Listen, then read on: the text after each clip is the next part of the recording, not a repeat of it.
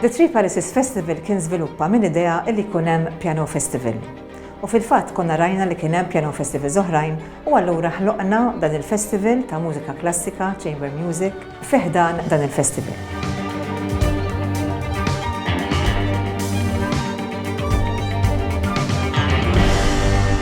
Il-Festival ta' Three Palaces Early Opera and Music Festival, grazzi għal Festivals Malta, għandu lan li jġibdinna l-attenzjoni għasbuħija ta' madwarna li ftit ikollna ċans nosservaw u nħarsu lejn l-ordinarju bħala straordinarju.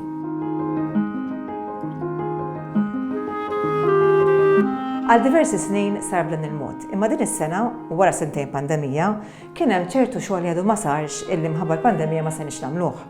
U allura għaqqadna xi xogħol u proġetti flimkien ma' xogħol ta' Three Palaces Festival.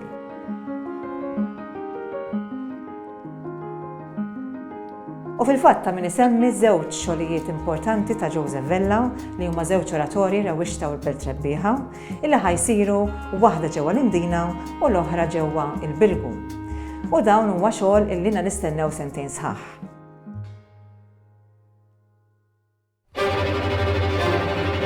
Barra minn hekk għandna x-xogħol illi kellu jsir il-festival per se ta' Three Palaces l-artistic director tiegħu hija Michelle Castelletti illi hija bbażata ġewwa Oxford u tagħmel ħafna xogħol siewi għal dan il-festival u għandha diversi proġetti interessanti ħafna minn jazz għal mużika klassika għal film, jiġifieri huwa programm interessanti immens għal kull min għandu l-arti għal qalbu.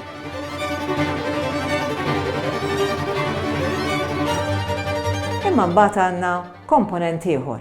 Għandna parti oħra illi qed jieħu ħsiebha Kenneth Zammittabona, l-Artistic Director tal-Opera tal-Baroque Opera, u allura hemmhekk għandna żewġ għandna l-Belshazzar li huwa oratorju li ħajsir ġewwa il-Katedral ta' San Ġwan u għandna wkoll opera sabiħa, opera interessanti immens li ħassir ġewwa l-Manuel Theatre il-Partenope.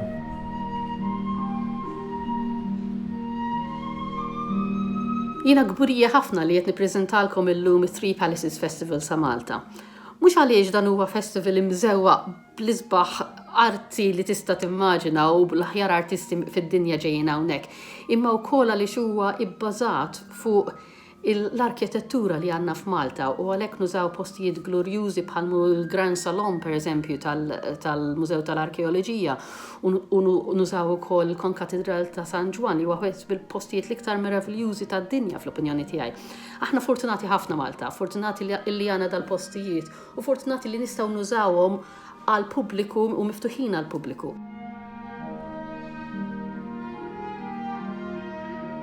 Huwa festival din is-sena illi huwa vera broad biex ngħidu hekk, għax għandna sfin, għandna l-kant, għandna l-jazz, il-mużika qiegħda fil-kor ta' kollox, jiġifieri għandna l-mużika fiċ-ċentru tal-affarijiet kollha. Imma importanti ħafna din is-sena daħħalna element ta' edukazzjoni. Hija xi ħaġa importantissima lina illi aħna ngħinu u nippruvaw noħolqu opportunitajiet għaż-żgħażagħ tagħna. Ovvjament festival ma jistax isir f'persuna waħda jew waħdu u t-tim ta' Festivals Malta huwa wieħed mill-aqwa timijiet li iktar tħoggos taħdem magħhom għax kulħadd vera jaħdem biex jipprova joħloq xi ħaġa speċjali għal Malta u għall-arti u għad-dinja kollha. Grazzi. Festivals Malta presents the Three Palaces Early Opera and Music Festival, offering an extraordinary programme of classical music, jazz, opera and theatre from the 1st to the 12th of November. For more information, visit festivals.mt.